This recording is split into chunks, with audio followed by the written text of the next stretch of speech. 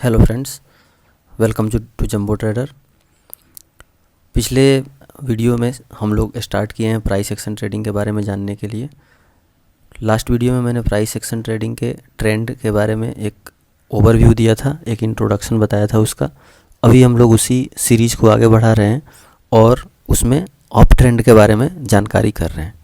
तो up trend के बारे में आप लोग जानते हैं, जैसा मैंने पिछले वीडियो में बताया था कि इसमें 4 पॉइंट्स होते हैं, जिन 4 पॉइंट्स पे हम लोग ध्यान देते हैं। ये 4 पॉइंट्स कौन कौन से हैं और इसका कैसे यूज किया जाता है, इसके बारे में हम लोगों को देखना है। तो सबसे पहले मैं ग्रीन कलर चूज कर लेता हूँ। अप ट्रेंड एसोसिएटेड है बुलिश कैंडल से, तो सबसे पहले तो एक ग्रीन कैंडल बनाते हैं हम लोग। ये ग्रीन कैंडल एक बुल कैंडल है। इस बुलिश कैंडल में आप लोग जानते हैं कि जो सबसे ऊपर का पॉइंट होता है ये हमारा हाई है और ये है लो। बीच में ओपन रहता है और ऊपर क्लोज रहता है। तो जिस तरीके से ये रहता है ना ग्रीन कैंडल, उसी तरीके से ये हमारा ट्रेंड भी है, जिसके बारे में हम लोग बात करने जा रहे हैं। तो इस ट्रेंड में 4 पॉइंट्स हैं और ये 4 पॉइंट्स एग्जैक्टली किस तरीके से काम करते हैं और साथ ही साथ हम लोग इसको चार्ट में कैसे आइडेंटिफाई करते हैं, ये सब बातें हम लोग करने जा रहे हैं। तो सबसे पहले तो वो 4 पॉइंट्स कौन कौन से हैं।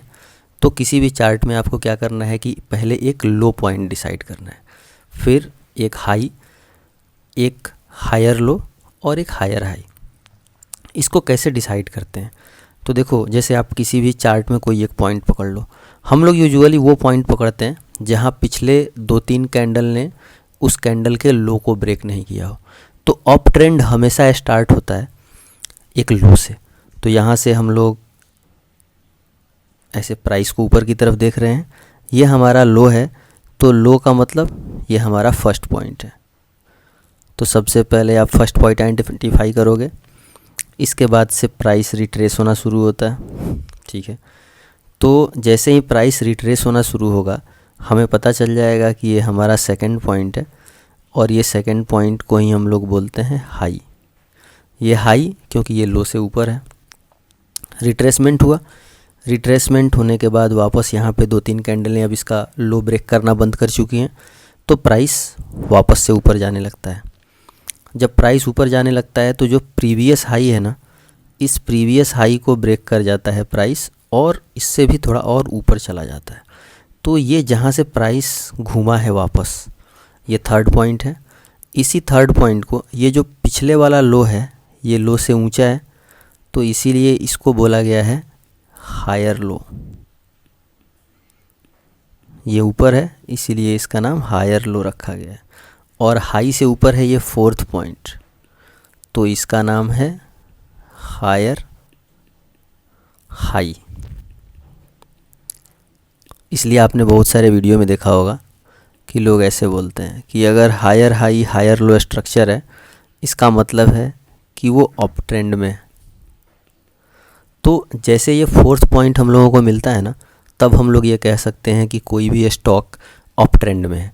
तो अप ट्रेंड होने के लिए 4 चीज़ें ज़रूरी हैं, एक लो, एक हाई, एक हायर लो और एक higher high. Higher high higher low जो स्ट्रक्चर्स होते हैं उसको हम लोग बोलते हैं कि वो अप ट्रेंड में है।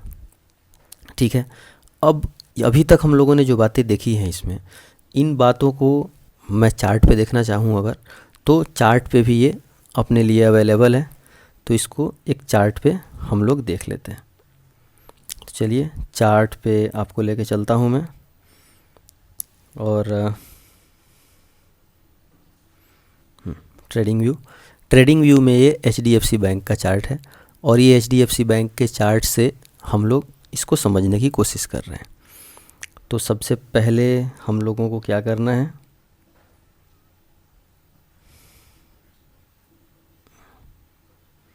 ये ब्रश ले लेते हैं। देखो यहाँ पे ये जो रीजन है ना, इस रीजन में हम लोगों को देखना है कि कहाँ पे ये हमें दिखाई दे रहा है।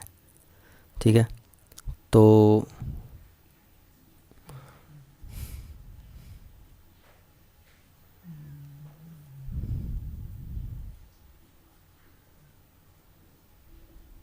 ये ब्रश